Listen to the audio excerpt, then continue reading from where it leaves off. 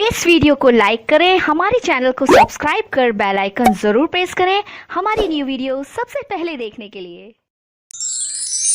Hello दोस्तों, स्वागत है आपका मेरे यूट्यूब चैनल लीगलाइजेशन सर में। सो फ्रेंड, जैसे कि हमने इसके पहले वाले लेक्चर में इंडियन एविडेंस एक्ट के लेक्चर में हमने देखा था चैप्टर 6 में सेक्शन 91 और सेक्शन 92, जहाँ पे ओरल एविडेंस का अवर्जन के बारे में बताया गया था। ठीक है, तो उसको हमने डिस्कस किया था। तो और आज के सेशन में हम डिस्कस करने वाले हैं सेक्शन 93, सेक्शन 94 और सेक्शन 95 इंडियन एविडेंस एक्ट का। तो चलिए स्टार्ट करते हैं आज का सेशन। तो सबसे पहले हम बात करें जो सेक्शन 93 है, वो क्या कहता है? संदिग्धार दस्तावेज को स्पष्ट करने या उसका संशोधन करने का साक्ष्य का अवर्जन। यदि कोई डॉक्यूमेंट है, ठीक है ना, उसकी भाषा स्पष्ट नहीं है, वहाँ पे उस डॉक्यूमेंट को देख के ही क्या लग रहा है, कुछ डाउट है, उसमें जो भाषा प्रयुक्त की गई है उससे कुछ मीन्स नहीं निकल रहा है, उसका अर्थ नहीं निकल रहा है, तो वहाँ पर उसका संशोधन वगैरह जो किया जाता है, ठीक है ना, उसका अवर्जन करने की बात कर रहा है यहाँ। तो जब किसी दस्तावेज में प्रयुक्त भाषा देखते ही प्रतीत होता है कि संदिग्धार्थ है या त्रुटिपूर्ण है, अर्थात उसमें उसमें कुछ गलतियाँ हैं या फिर ऐसा डाउट है, तब उन तथ्यों का साक्ष्य नहीं दिया जा सकेगा जो उनका अर्थ दर्शित या उसकी त्रुटियों को पूर्ति कर दे। अर्थात जो पहले डॉक्यूमेंट बनाया गया था, अब जो पार्टीज हैं वो क्या बोल रही हैं, उनमें जो त्रुटियां हैं उनको सुधारा जाए, संशोधन किया जाए। तो यहाँ पर इसका साक्ष्य अलग से नहीं दिया जाएगा, ठीक है ना, क्योंकि वह जो डॉक्यूमेंट था उसमें डाउट है, उसकी जो भाषा प्रयुक्त की गई है उसका कोई अर्थ नहीं निकल रहा है, तो यहाँ पर उसका साक्ष्य नहीं दिया जा सकता है। ये बताया गया है आपका सेक्शन 93 में।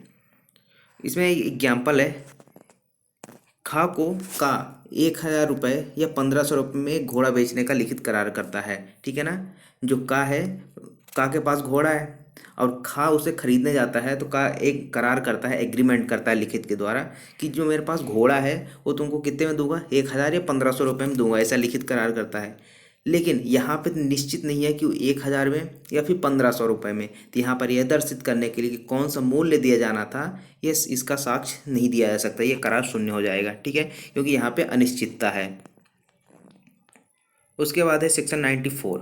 सेक्शन 94 क्या बात करता है? विद्यमान तथ्यों को दस्तावेज के लागू होने के विरुद्ध साक्ष्य का अपवर्जन।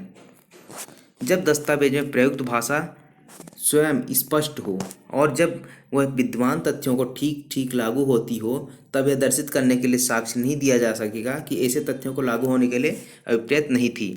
मान लीजिए जो कुछ डॉक्यूमेंट बनाया गया था और उसकी भाषा एकदम स्पष्ट है, ठीक है ना, उसका जो अर्थ निकल रहा है वो सही सही निकल रहा है, लेकिन जो पार्टीज है, जो केस चल रहा है जहाँ पर, पक्षकारों का क्या कहना है?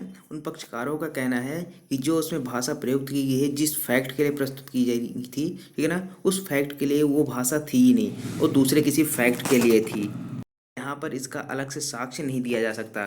फॉर एग्जाम्पल, यहाँ पे एक दृष्टांत है कि खा को का रामपुर में 100 बीघे वाली वही संपदा विलेख द्वारा बेचता है, ठीक है ना। एक जो करार करता है विलेख द्वारा, कौन? का। किसको? खा को, कि जो मेरी 100 बीघे की ज़मीन है, कहाँ पर? रामपुर में, तो उसको बेचने का करार करता है। ठीक है, तो का के पास रामपुर में 100 बीघे वाली एक संपदा है, ठीक है ना, तो वहाँ पर रामपुर में है। तो इस तथ्य का साक्ष्य नहीं दिया जा सकेगा कि विक्रय के लिए अभिप्रेत संपदा किसी भिन्न स्थान पर स्थित और भिन्न माप की थी।